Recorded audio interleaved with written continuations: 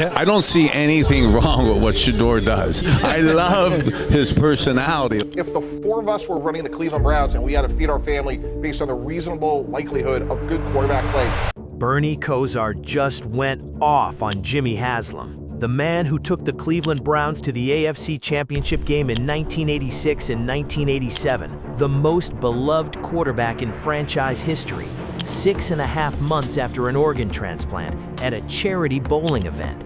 Bernie Kosar said, "I'm a big fan of Shedeur. I don't see anything wrong with what Shedeur does. I love his personality. Are you crazy?" And then he said, "My Pinocchio nose has grown extensively longer since this team came back in 1999. 25 years of Haslam-era failures named in one sentence, and ESPN Get Up confirmed it on national television. If we had to feed our families on the reasonable likelihood of good quarterback play, Watson is not the fact pattern we would be basing it on." Bernie demanded it.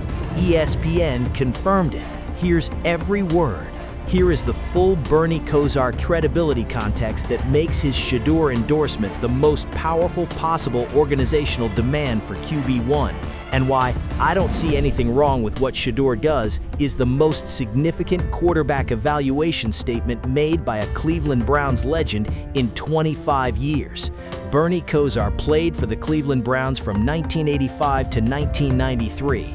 He took the franchise to the AFC Championship game in 1986, 1987, and 1989. He was the quarterback of the most successful era in modern Browns history. He has been present at every significant Browns organizational moment since the franchise returned in 1999, and he said it at a charity bowling event, 6.5 months after an organ transplant.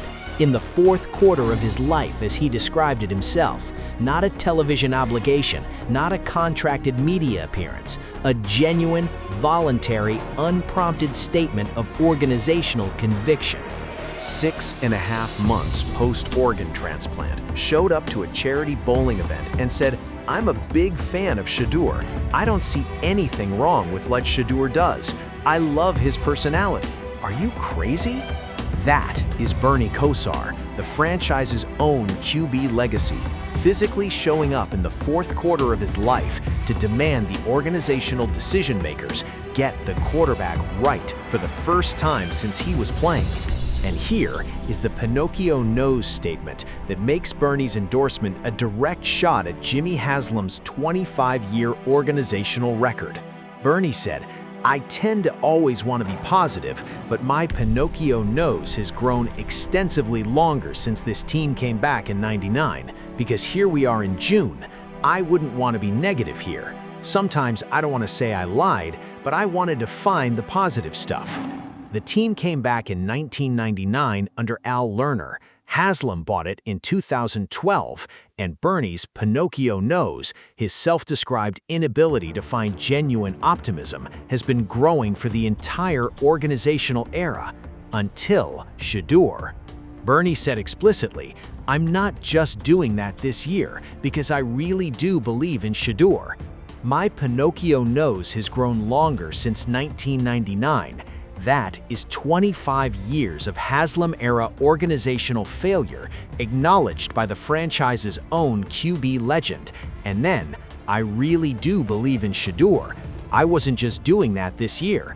The franchise's own credentialed voice breaks from his own pattern of manufactured optimism, because Shedeur is different. I'm a big fan of Shedeur. Yeah. Okay, and I I really don't get where, and I've kind of watched enough, and I've had my health issues, so I've been a little preoccupied as to not devouring every fact that's out there in the football world and in the Browns world in particular. But as a guy who just loves football and for the last decade has followed it as intently as I have the first 62 years of my life. Yeah. I don't see anything wrong with what Shedeur does. I love his personality. Like, I get people, oh, they don't like his personality. Like, are you crazy? Like, it's one of the greatest, coolest personalities. He's happy. He talks. He goes out to all these kind of events. He's amazing on his off time, hanging out with high school's kids and junior high kids, and the influence he makes. His teammates look up to him. He has confidence and belief in himself. And us quarterbacks, we are victims or beneficiaries of the guys around us. And I'm not looking to say anything negative that gets me in trouble, but the Browns were poor last year on offense, and and then we had injuries at the end of the year. And for Shedeur to come in and play productively at the end of the year when the line was woeful. The receivers were non-existent, okay? And he made plays. Now, I wish we drafted Andrew Berry like this when I was playing, a lineman and 2 receivers with the first, 30-some picks, okay? But now to see him play with 3 weapons, okay, and some signing on the offensive line, like, I'm really looking forward to that. I actually, and I tend to always want to be positive, but my Pinocchio nose has grown extensively longer since the team's come back in '99, because here we are in June. I wouldn't want to be negative here, So sometimes, again, I don't want to say I lied, but I wanted to find the positive stuff of that. For sure. I wasn't just doing that this year, because I really do believe that with Shedeur, and then the defense and Miles, I was into that. I really do believe in Shedeur. The franchise legend, post-organ transplant, 6.5 months later, showed up, said it. Now here's Bernie's galvanize them declaration, and why the Myles Garrett trade makes Shedeur's QB1 demand a franchise survival necessity. Here is the Myles Garrett trade context that makes Bernie's Shedeur could galvanize them declaration the most organizationally urgent possible QB1 demand. Bernie said, "It's altered a little bit since Myles was traded. From a player perspective, I'm a wannabe psychologist as an old man. When sometimes you trade your best player, what do the rest of the guys think? Are we playing for another couple of years from now? That's dangerous. That's where a Shedeur could actually galvanize you." Galvanize, that is the precise word Bernie chose. Not just lead, not just perform. Galvanize, to unite disparate parts into a cohesive, motivated, energized whole. And the threat Bernie identified is real. A locker room that has lost its franchise defensive player may be asking organizational questions that can only be answered by a franchise offensive identity. Shedeur is that identity. Myles Garrett traded.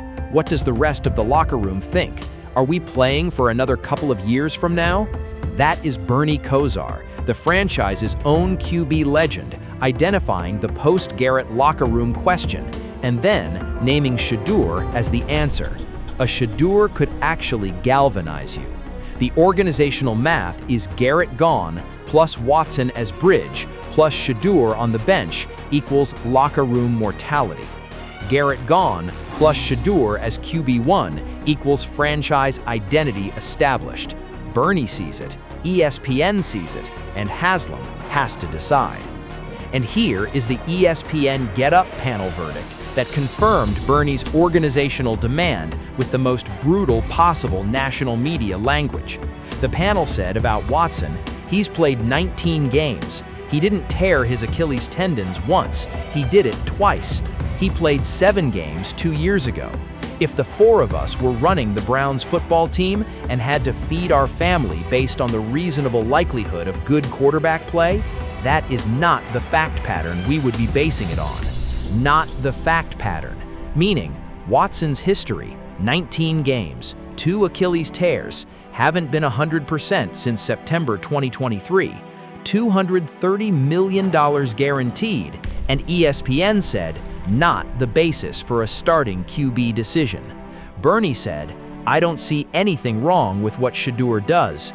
2 of the most credible possible sources, the franchise legend and the national broadcast panel, both pointing to the same conclusion. and Haslam has to live with the decision. Listen to what they got to say. He's played 19 games. He didn't tear his Achilles tendon once, which is a catastrophic injury for quarterbacks. He did it twice. He played 7 games 2 years ago. If the 4 of us were running the Cleveland Browns and we had to feed our family based on the reasonable likelihood of good quarterback play, that is not the fact pattern we would be basing it on. No. Why not go with Shedeur Sanders, where he showed some flashes as a rookie? He has high upside. If I was running the Browns, why not go Because with you paid him the money. Right, but that's a sunk cost, and that's ancient history. Yeah. We all know aware of the history of the Cleveland Browns, right? Sure. Nothing good ever happens to them. What can be the Exactly. Nothing good ever happens to the Browns. worst thing than Deshaun Watson taking $230 million and then ball out on his way out the door, and you know you can't re-sign him because of what he's done the years before? That is perfect Cleveland drama. That's sadly true. He's played. Yes. Perfect Cleveland drama. That is ESPN naming the Watson scenario $230 million, ball out on the way out, can't resign, drama confirmed as the definition of what keeps happening to this franchise. And Bernie Kosar, who lived the franchise before Haslam, is the human being pointing at Shedeur as the alternative. Now, here's the 2025 context that makes Bernie's "he made plays" statement the most credentialed possible performance evaluation. Here's the 2025 performance context that confirms exactly what Bernie Kosar meant when he said the line was woeful, the receivers were non-existent, and he made plays.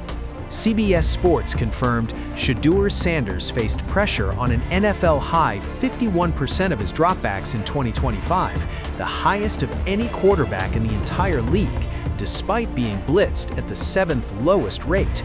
The offensive line that Shedeur was working behind was ranked near last in pass protection, and in 7 starts with that line, Shedeur completed 56.6% of his throws, threw 7 touchdowns, went 3-4, and won his first career start, becoming the first Cleveland Browns QB to win his debut since 1995.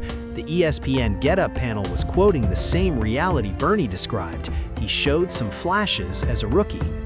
Shedeur 2025 with woeful OL and non-existent receivers, 56.6%, 7 TDs, 3-4, first QB to win his debut since 1995, Pro Bowl replacement selection. Shedeur 2026 with rebuilt OL, Fano, Jenkins, and Johnson, and 3 new weapons, 69.9% spring completion rate, day 1 minicamp, 83.3%. Barry, truly phenomenal. Munkin, better and better. The woeful line and non-existent receivers are the context Bernie was providing.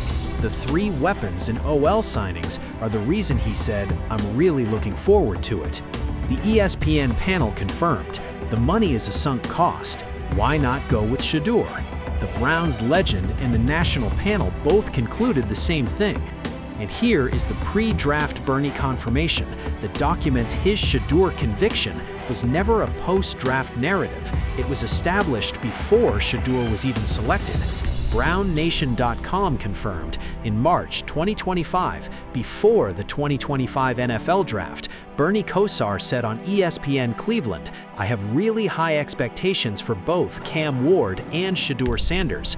Both, before either was drafted, before Shedeur's slide to pick 144, before the ball boy practice sessions, before the 51% pressure rate, before the $177.7 million record, before the mandatory minicamp domination." Bernie saw it in March 2025, said it publicly, and then watched the organizational evidence mount through the full arc and showed up 6.5 months post-organ transplant to say it again with more conviction because now 3 weapons and an OL exist.